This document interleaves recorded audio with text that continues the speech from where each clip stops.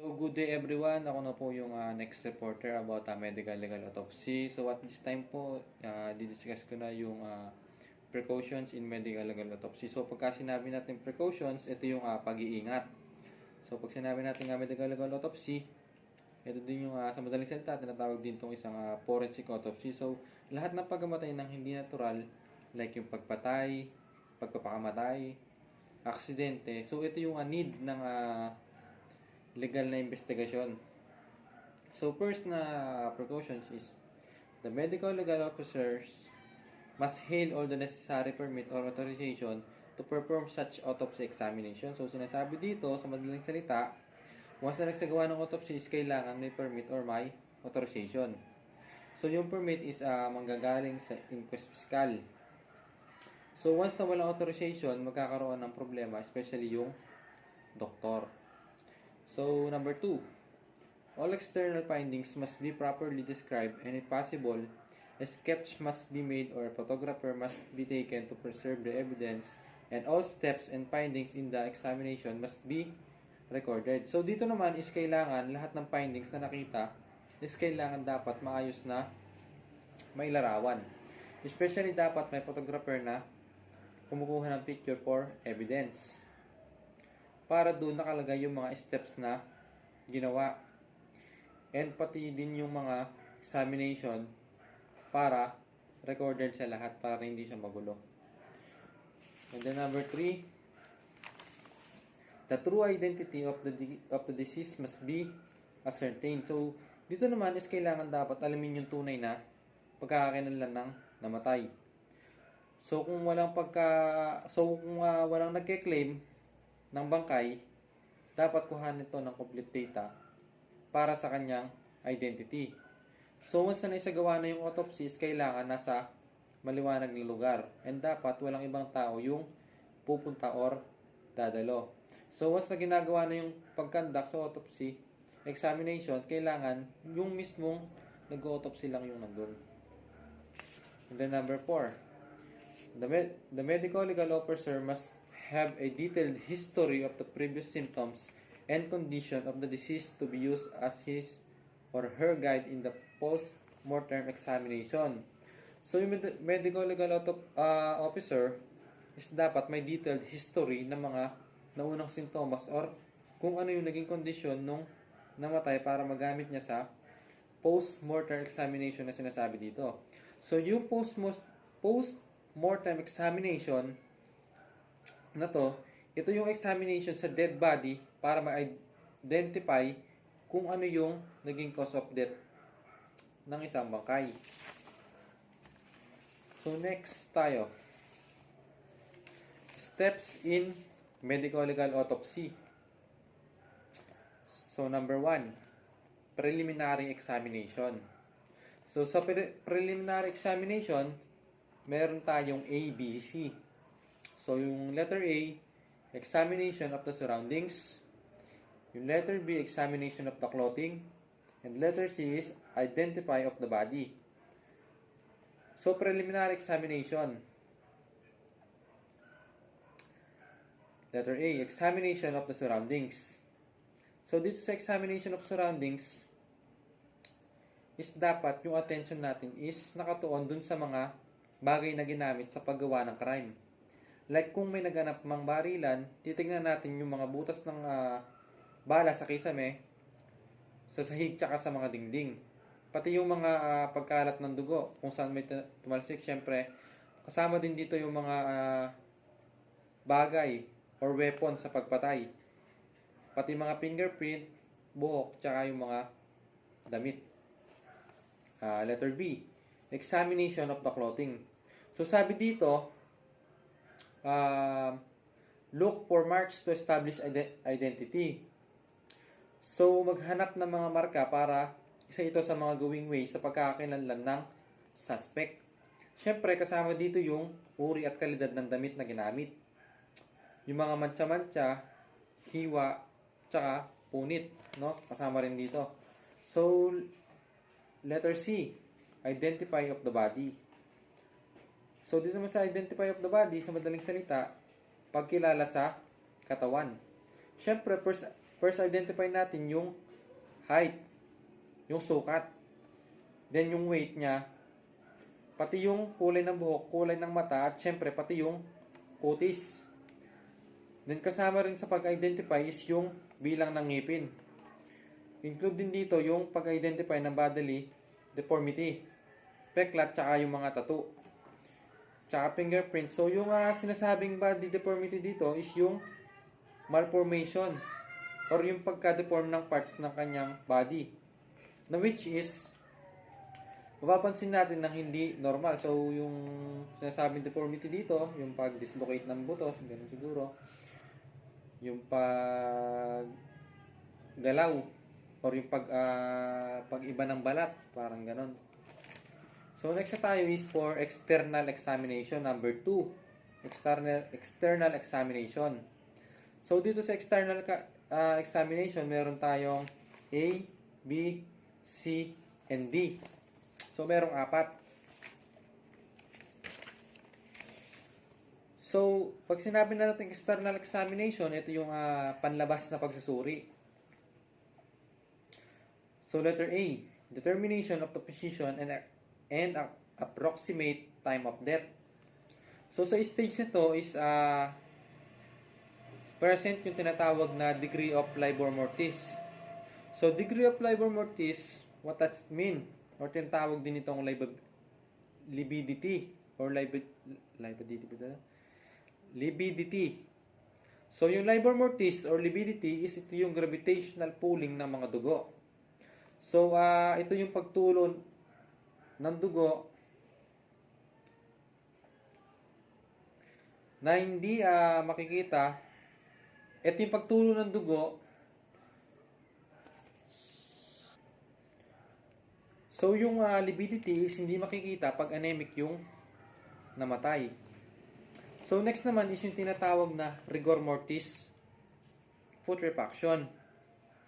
So yung rigor mortis putrefaction is ito yung paninigas ng mga kasukusuan at saka kalamnam ng isang patay ilang oras ng pagkatapos niyang namatay. So syempre pati yung mga blood stain dito, kung ano yung kulay is dapat recorded din. And then letter B, examination of the hands for the presence of cadaveric spasm or spasm. So ano nga ba yung cadaveric spasm ba to? Cadaveric spasm. So, ito yung isang stage ng muscular stiffening. So, yung muscular stiffening is yung paninigas ng kalamnan na nangyayari sa stage ng pagkamatay or nagpapatuloy hanggang sa panahon ng rigor mortis. So, napaliwanag na natin kanina yung rigor mortis. So, kailangan din ma-identify dito yung mga sugat or gasgas dahil kailangan to para mas madaling masolusyonan yung krimen na iniimbestigahan. So, ito yung examination of the hands for the presence of cadaveric spasm. Letter C, examination of the body surfaces. So, dito is kailangan nating inspect yung natural orificers ng isang katawan. So, yung sinasabing orificers dito is yung mga butas sa katawan natin. Like for example, yung bibig, yung ilong, and yung tenga. Kasi may chance dito na nag-cause ng pagkamatay. Di natin alam kung may pinasok bang mga bagay-bagay dito or kaya kailangan talaga to na ini-inspect. So dito is kailangan lahat ng ini-inspect na sugat is detailed by detailed. So letter D, internal examination. So, ito yung panloob na pagsusuri. So, dito is need na natin examine lahat ng butas sa katawan para sa dugo at foreign bodies. So, yung foreign bodies is ito yung mga bagay na maaring bumara sa butas ng katawan. Example dito is yung nakalunok ng barya or ng maliliit na bagay. Madalas na mangyari ito sa bata na minsan nagkokos ng pagkamatay. Especially, once na may nakita tayong dugo sa butas ng ilong, so maaari itong isa sa mga cause of death ng anterior cranial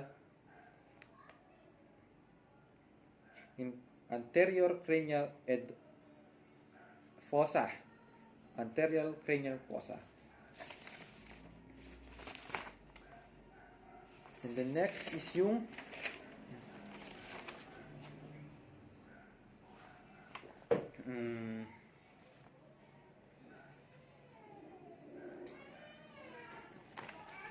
mistakes in medical legal autopsy. So, kasi dito sa mistakes in medical legal autopsy, so minsan yung ibang mistake is sadya na lang or sinasadya talaga nila. So, number 1, errors or omission in the collection of evidence for identification. So, dito naman is yung mga errors saka yung mga kulang sa pag-collect ng evidence para sa identification ng victim. So, first, yung failure is, first failure nila is yung pagkuha ng picture ng muka. Next, yung failure sa pagkuha ng fingerprint. And then last, yung failure sa pag-check ng mga ngipin. So, sinabi na natin kanina to na kailangan i-check yung buong ngipin kung ilang piraso, ganun.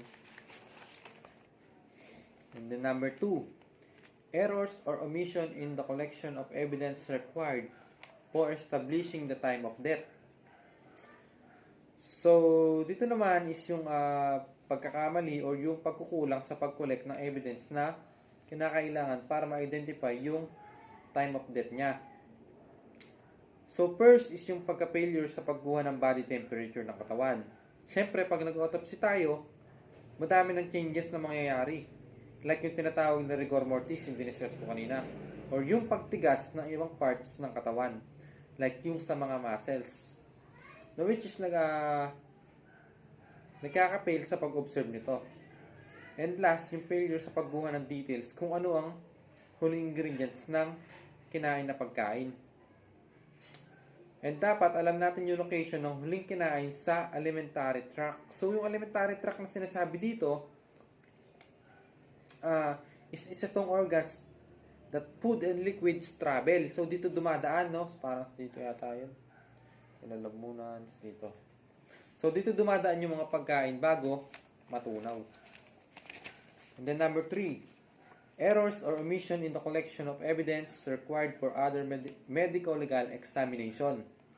So, number 3. So, dito naman sa 3 is yung pagkakamali or yung pagkukulang sa pag-collect ng evidence na kinakailangan para sa iba pang examination. So, number 1 na failure is yung failure to collect specimen of blood. So, yung failure sa pag-collect ng dugo. Na which is kailangan mo determine yung alcohol and barbiturates or yung drugs sa katawan. So, remember, barbiturates is isa siyang uri ng drugs. And last, yung failure sa pag-identify ng blood type. Kung yung kinamatay niya is sa pamamagitan ng external bleeding. And the next is letter B.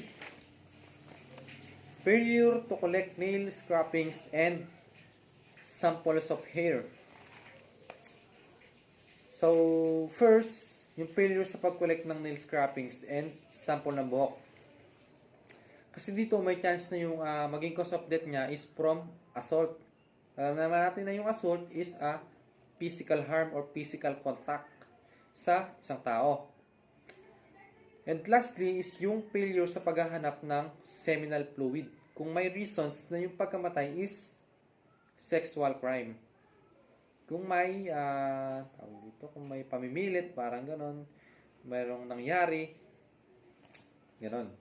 So, letter C, failure to examine clothing, skin, and the superficial portion of the bullet trace for residue of powder. So, letter C. So, first din na pag-fail dito is to examine the cloth. Then, pati yung balat sa balat naman is makikita natin kung may mga pulbos. So, minsan kasi, di ba, di na mapapansin to. And doon natin malalaman kung anong chemical yung ginamit sa pagpatay. Siyempre, for example, meron nga namang mga pulburang natira, kung binaril ba to, or kung may pinakain, gano'n. And then number 4, error or omissions result in the production of undesirable artifacts or in the destruction of valid evidence. So, dito is meron tayong tatlong categories, letter A, letter B, and letter C. And letter D. So, first is letter A. Opening of the skull before blood is permitted to drain from the superior vena cava. So, yung dito sa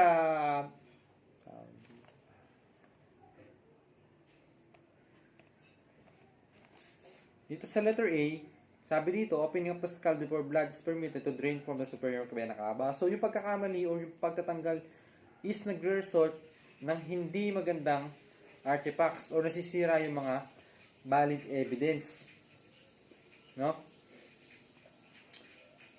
So, letter A. Vena cava. So, si vena cava isa siyang nagke-carry ng blood papunta sa iba't ibang parts ng katawan natin. So, dito naman is yung sa pag-open ng bungo or ng skull na sinasabi. So, dapat, bago buksan yung bungo, is dapat naka-drain na yung blood. Dahil kung hindi drain, mapupunta yung dugo sa part ng likod sa dugtungan ng brain and spinal cord. So, sa ganitong observation is maaaring mabigyan ng kahulugan bilang evidence sa pagkamatay. So, letter B. The use of a hammer and chisel for opening the skull. So, dito naman is hindi na need gumamit ng martilyo or ng chisel o yung pait na tinatawag. So, sa pagbubukas ng bungo is meron talagang gamit para dito. Kasi once na ginamit natin yung martilyo tsaka pait, so magkakaroon ng mga pagkalito. So, kung ano yung malilito tayo, syempre, kung ano yung naging cause of death talaga niya. Kung gagamit tayo ng martilyo. So, letter C. Failure to open the thorax underwater if the examiner wishes to obtain evidence of pneumonia. So, dito naman is yung failure sa pagbukas ng thorax or yung sa dibdib sa mga ribs. Banda dito yan, no? Kasi kung gusto ng examiner na makakuha ng evidence dito about sa pneumonia, dapat niya tong buksan. So, letter D. Failure to open the right ventricle of the heart and the pulmonary artery in situation of pulmonary thrombosis embolism is suspected. So, dito naman is yung failure sa pagbukas ng right ventricle ng puso. So, yung right ventricle ng puso is ito yung nagpapump ng oxygen papunta sa lungs. So, kailangan natin itong buksan pag yung thrombus embolism is suspected sa pagkamatay. So, yung thrombus embolism is ito naman yung pagbara ng dugo sa mga ugat kaya hindi siya nagpo-flow ng maayos. Okay, yun po yung lahat ng mistake sa pag-conduct ng medical legal autopsy. Lahat yun. And the next, dito naman tayo sa